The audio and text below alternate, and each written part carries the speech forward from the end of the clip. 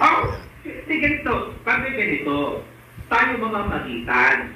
Okay? Kasi nga yung mama, ha? Ganito, pakinggan mo na, kuya. Ganito, kuya.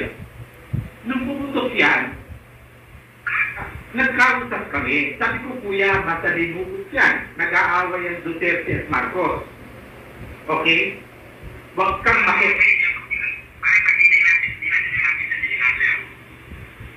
Kaya nga ganito, Padre.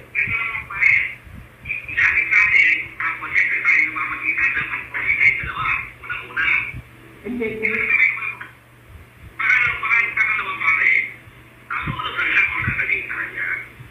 Yun, kuya.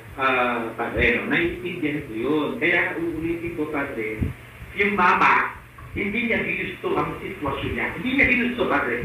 Never.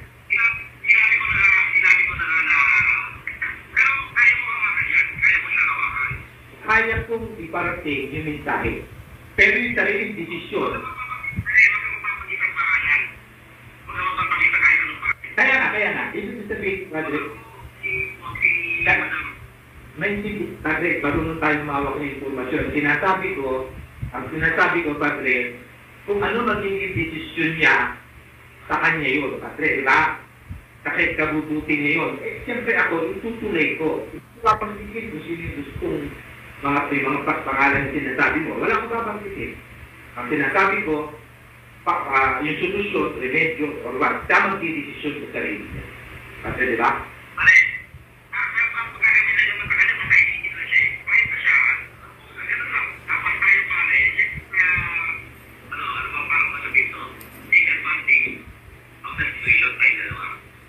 Hindi. Natulungan natin, Padre. Kasi siyempre yung mama.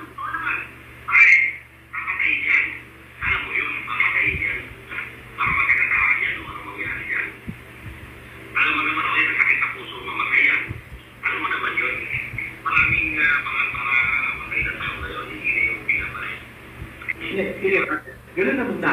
Para nasa kabiti ka.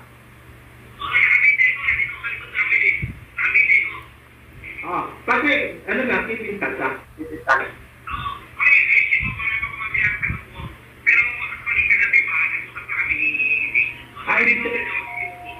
sabihin, para kilala ko. Ibig sabihin na tumawag si Lam pala, KJ.